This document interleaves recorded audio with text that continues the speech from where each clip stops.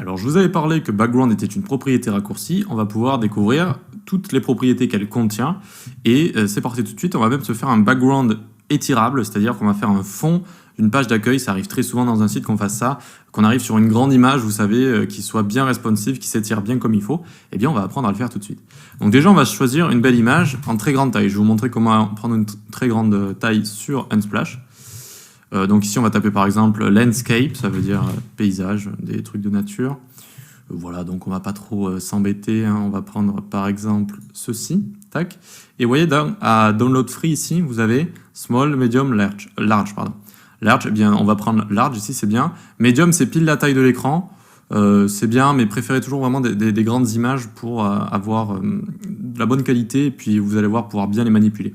Vous avez aussi taille originale, pardon, là les mots en anglais j'ai un petit peu de mal. Bref, 6000 par 4000, bon là ça va être trop grand et surtout vous allez perdre en performance sur votre site.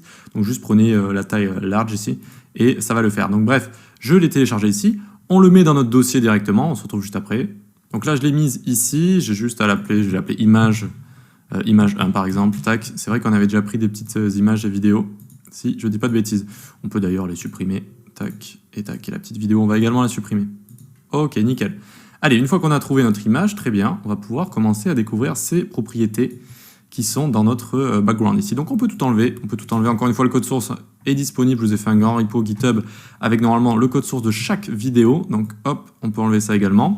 Comment on fait une page d'accueil en général avec une grande image? Eh bien, on fait une div avec la classe accueil, ou home en anglais, hein, si vous voulez l'écrire en anglais. Ensuite, on va venir directement ici, très bien, hop, et donc le body de base, il n'a pas de hauteur, comme je vous avais dit, donc on lui donne cette hauteur de 100 VH, 100% de la hauteur d'écran, et alors, je vous ai dit que de base, il avait 100% de la largeur, c'est vrai, mais des fois, pour bien se repérer, en fait, on écrit quand même width 100%, même si de base, il l'a déjà 100%, c'est plus pour se repérer qu'autre chose. Faites comme vous voulez, très bien. Ensuite, on voit qu'il y a un petit décalage là. Qu'est-ce qui se passe? Pourquoi il y a un décalage comme ça? Eh bien, de base, le body, il a des marges. Il a des petites marges, en fait, intempestives. Et donc, on peut directement faire margin 0, comme ça, tac, hop, et vous voyez que ça les a enlevés. On n'a plus de scroll, c'est très bien comme ça, d'accord? Très bien, les marges ici, on les a enlevées. Et maintenant, on va directement aller dans accueil. Et puis, on va lui donner une width de 600, par exemple. Ou 600 c'est bien, 600 pixels et une hauteur de 300. Très bien, 300 pixels. Alors, notre fameuse propriété background, elle est ici. Si je mets une couleur, comme je vous ai dit, eh bien, il va directement repérer que c'est pour la propriété background color et il va donc tout simplement, eh bien, c'est comme si en fait on écrivait BG color ici, background color, tac, et il va le repérer tout de suite dès que vous mettez une couleur, d'accord? Là, vous m'avez vu faire un petit raccourci, BG color. C'est encore une fois emmet, hein, la petite extension magique qui nous permet, là vous appuyez sur entrée ou sur tab, hop, directement ça vous fait ça. Et vraiment vous avez des extensions pour à peu près tout et n'importe quoi. Si je tape padding ou juste pad comme ça, hop, vous avez padding juste ici.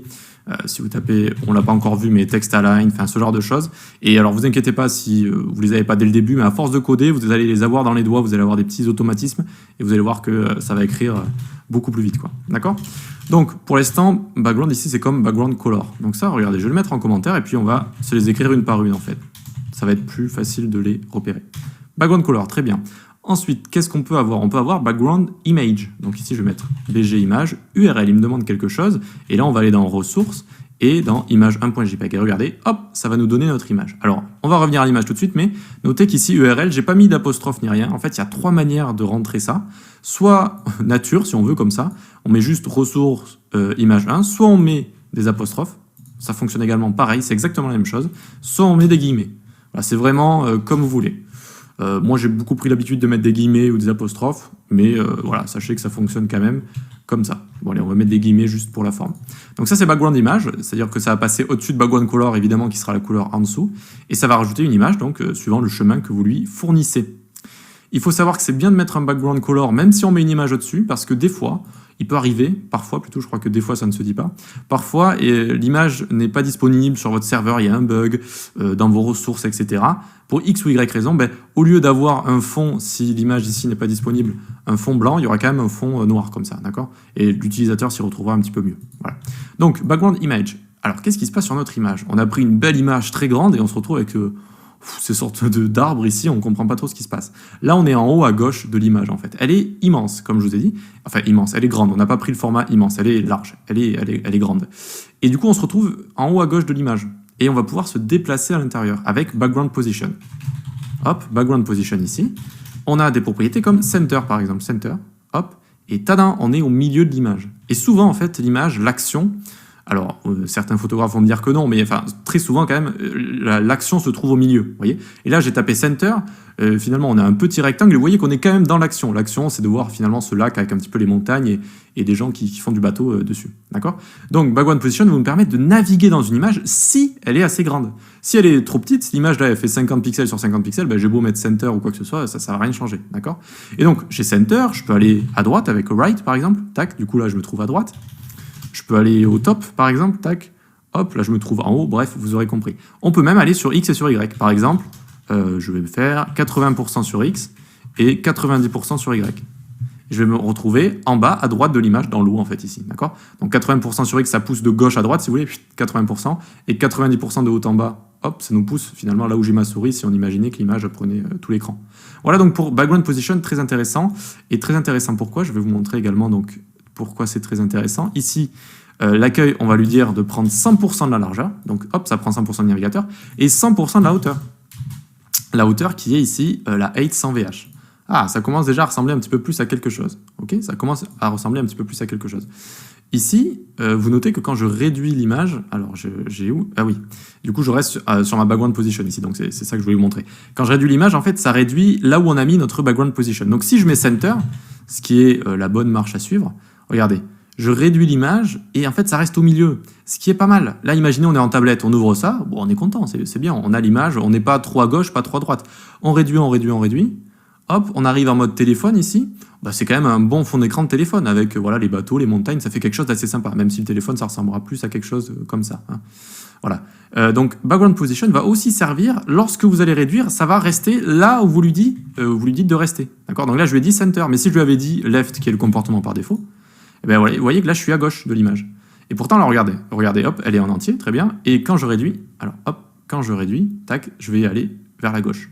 Et je vais également pouvoir aller vers la droite, enfin, vous aurez compris. Et on peut également utiliser X et Y, d'accord? Ça me donne envie de me baigner, tout ça. Donc, ça, c'est Background Position, propriété très intéressante. Donc, en fait on va désigner l'endroit là où il y a l'action. En général, c'est au milieu, mais l'action peut se trouver à gauche, à droite, et ou même, alors je parle beaucoup, mais c'est assez intéressant, hein, des fois, en fait, même si l'action principale n'est pas à gauche ou à droite, vous pouvez avoir quelque chose de très sympa qui se situe à gauche et à droite, que vous aimeriez voir en mode portable, et donc là, vous allez mettre left, pour qu'en mode portable, on se retrouve sur la gauche, là où il y a quelque chose d'assez joli pour un portable. Voilà, ça peut être assez intéressant. Allez, donc ça, c'est Background Position. Ensuite, on va voir une dernière... non, on va en voir deux autres ici. On va voir, par exemple, Background Repeat. BG Repeat, d'accord. Et en fait, de base, pour comprendre Background Repeat, il faudrait mettre ici une hauteur très grande. Donc, on va mettre 2500 pixels. Alors, je crois que l'image... Oui, voilà, c'est bon, elle va se répéter. Je suis zoomé ou pas? Non, très bien.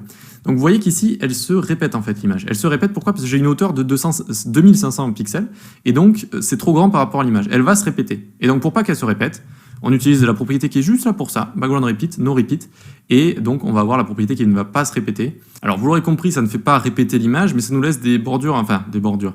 Si, des bordures quoi, en haut et en bas. Comment on peut régler ça? Eh bien en fait, cet espace qui nous est alloué, en fait c'est toujours l'espace alloué au background, donc à notre image. Et donc on peut utiliser, encore une fois, Background Position, top, et regardez, hop, ça va monter tout en haut, et très bien, en fait, l'image est correcte comme ça, et elle ne va pas se répéter. Alors c'est seulement si on a envie que ça ne se répète pas, d'accord? Ça peut arriver dans certains moments. Allez, on laisse ça sur Center, on remet une hauteur normale, ou plutôt qui va prendre toute l'accueil ici, donc 100%, très bien. Et comme dernière chose qu'on va voir, on va voir Background Size, BG Size ici. Et imaginons, on peut mettre 10% comme ça, 10%, tac. Ça va changer la taille de l'image, en fait, hein, vous l'aurez compris tout simplement. Et il existe une valeur très très intéressante avec Background Size, c'est quand on a des images qui ne sont, comment dire, vous voyez, on va l'utiliser pour faire le fond de notre page d'accueil, mais elle est, imaginons, légèrement plus petite. C'est-à-dire que au lieu de faire toute la largeur, elle va s'arrêter là où je vous montre avec ma souris, vous voyez. Et il va manquer 10%. Donc ce qu'on voudrait faire dans ce cas-là, c'est l'étirer légèrement, voilà, quitte à perdre un tout petit peu de qualité, mais ça reste correct en fait. Ça va étirer l'image si on met ici Background Size et on lui met Cover. Voilà, c'est une valeur assez magique. Bon, alors là, vu que l'image est assez grande, on voit aucune différence, c'est normal. Ça va couvrir l'image en respectant son ratio, et vu qu'elle est assez grande, bon, ben, c'est parfait. Mais si elle est trop petite, eh bien, ça va forcer à couvrir le fond. Voilà, en essayant de ne pas trop dégrader, mais évidemment, si l'image est trop petite, ça va trop dégrader la qualité, et je ne vous conseille pas si l'image est trop petite. Mais s'il manque un tout petit peu d'espace, voilà, n'hésitez pas à faire un background size cover. Ok, donc on a vu finalement toutes les propriétés liées à background. Il y en a quelques-unes en d'autres que je vous montrerai un petit peu plus tard, parce que là, finalement, elles n'ont pas trop de rapport avec ça. Mais sinon, c'est vraiment les essentiels, d'accord? C'est vraiment les essentiels. Et donc, du coup, on peut utiliser background comme ça. Background, tac. On commence, donc il y a une comment dire, il y a une liste en fait. On doit les mettre dans un certain ordre. Voilà, ordre, c'est le mot que je cherchais. On commence avec background repeat. Donc par exemple, on peut lui mettre no repeat ici. Ensuite, on va avoir la position. Donc la position, on va mettre center. Ensuite, il faut mettre un slash comme ça pour background size, cover ici. Et ensuite, on va mettre l'URL ici, et on peut copier ce qu'on a juste là. Hop, URL, et on le copie ici. Alors je vais dézoomer un petit peu parce que voilà, c'est n'importe quoi comme ça, nickel, hop. Et donc notre background ici, alors pourquoi... Ah oui, j'ai fait une erreur à background. Tac. No repeat center cover, et ici j'ai écrit URL, donc il n'est pas content, tac. Et c'est bon, on a exactement la même chose. Et donc vous comprenez l'utilité des propriétés raccourcis, une fois qu'on les connaît bien, parce que bon, il faut les connaître, et je comprends que si c'est la première fois que vous les voyez, vous n'allez pas les retenir directement. Mais au bout d'un moment, ça peut être des raccourcis assez sympas pour écrire tout d'un coup comme ça.